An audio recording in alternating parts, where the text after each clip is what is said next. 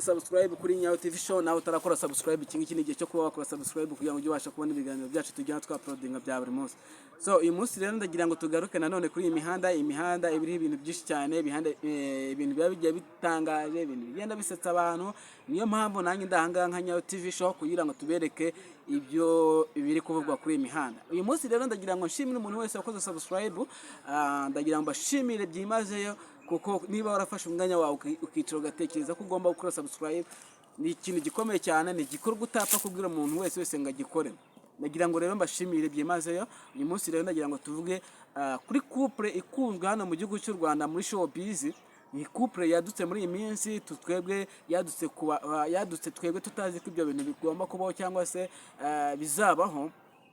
Ndagira ngo tuganire kuri Nyambo, umukinnyi wa filime ukomeye mu gihugu cy'u Rwanda, umukinnyi wubatse amateka akomeye muri sinema, umukinnyi wibeshejeho muri Kigali, umukinnyi wifitiye imodoka yiwe, umukinnyi wiyandikira, urumva yarangiza agahemba abantu batari bakeya muri timu yiwe, urumva ni umuntu ukomeye cyane. Nanone turagaruka kuri Titi Brown. Abantu benshi bamumenye muri ya minsi yakekwaho icyaha cyo gufata umwana ku ngufu, ariko urukiko kuko twebwe dufite mu Rwanda dufite inkiko zikomeye cyangwa se abacamanza baza kwanariza ibibazo cyangwa se ibirego umuntu abaregwa bakanariza bakareba kuko ibyo bintu aregwa ko niba ari byo. Mu gihe cyashize rero Titi Brown yari afungiwe hari imageragere, ariko aza kuburana, urukiko rw'ibanze ruza kumuhanaguraho icyaha rwemeza ko Titi Brown ari umwere. Turabashimiye cyane mwebwe abantu bahabaye, abantu bakomeje kuba inyuma ya Titi Brown, Imana ikomeze kubaha umugisha, ndetse n'ubucamanza bwacaye bukanariza ibibazo cyangwa se ibirego, natwe turabashimiye cyane. Uyu munsi rero akaba ari mu kubarizwa mu rukundo we na Miss Nyambo. Tukunda kumwita Miss kuko ni akazina ni izina nyine abantu bakunda kumwitirira, ariko yitwa Nyambo Jessica ku mazina yiwe asanzwe. Uyu munsi rero akaba ari couple ikomeye mu gihugu, couple imeze neza cyane. Mu gihe cyashize rero niho baje kwaduka twikanga cyangwa se twisanze bari mu rukundo we na Nyambo. Mu by'ukuri ni ibintu bitangaza abantu benshi cyane. Titi Brown ni umubyinnyi, Nyambo ni umukinnyi wa filime.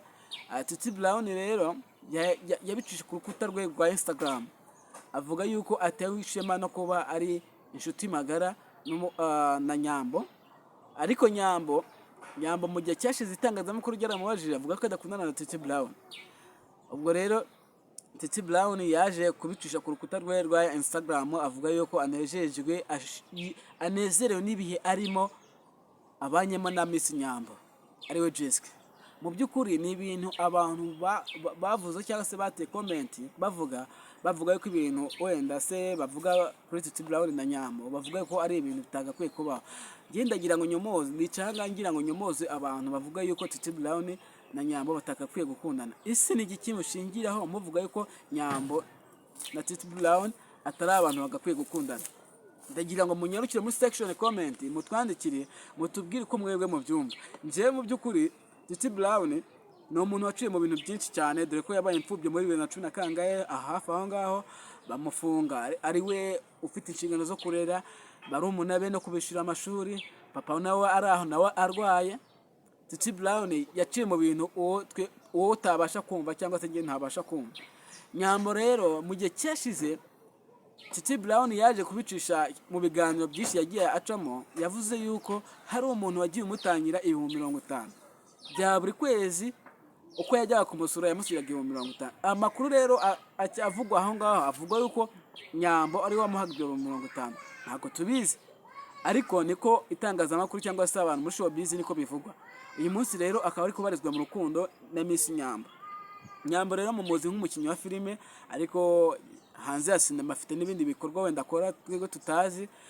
Titi Brown nawe mu gihe yagiye hanze y'ububyinyi nawe abafite ibindi bintu akora, ariko umwanya munini awuhereza kubyina. Titi Brown rero mumuzi nk'umubyinnyi, yagiye abyina mu ndirimbo nyinshi cyane zigiye zitandukanye z'abahanzi bakomeye mu Rwanda, aho abanyamakuru bamubajije nk'indirimbo yaba yarabyinyemo yaba yaramuhesheje amafaranga, avuga yuko umuhanzi indirimbo yaba yarabyinyemo cyangwa se video yamuha amafaranga menshi ari indirimbo ya Meddy. Meddy amushimira uburyo bwimazeyo, amubwira yuko afite byinshi cyane yahinduye muri kariyeri ye yo kubyina, ndetse ko yamuteye courage yuko agomba gukora cyane akabona amafaranga yisumbuye kuyo Meddy yamuhaye. Icyo gihe rero T Brown yakomeje impano yiwe, arabyina aho yagiye agaragara muri Jugumira, aho yagiye aca kwa Bruce Melody, aho yaciye kwa David Kade, abahanzi benshi cyane yagiye aca mu mavideo yabo. Mu by'ukuri rero muri ino minsi ari kubarizwa mu rukundo na Nyambo. Nyambo nawe ni umukobwa w'umukire, ni umukobwa ufite abantu benshi cyane bahemba. Urumva niba afite team igeze ku bantu 20, wenda ariwe manager wa ntuza wa filime ye, urumva abantu 20 kubahemba uri umuntu w'umukobwa ni ibintu bitoroshye. Ikindi kandi no gukina filime uri umukobwa uba mu mujyi wa Kigali ukodesha ni ibintu bitabyoroshye. Mu by'ukuri rero Nyambo amaze kugera ku bikorwa byinshi cyane bigiye bitandukanye, aho yaguze imodoka, aho afite iduka n'ibindi bintu twebwe tutabasha kuvuga, ariko mu by'ukuri Nyambo na T Brown abantu benshi cyane bakavuga yuko bataberanye, ariko ngewe ndahanga nemeza yuko T Brown na Miss Nyambo baberanye, kuko nge nta kintu nshingiye bavuga yuko bataberanye, ahubwo nge nabashishikariza gukora cyane ndetse no gusigasira urukundo rwabo rukogera rukagera kure cyane, hanyuma bakazibaruka umuhungu na kobwa.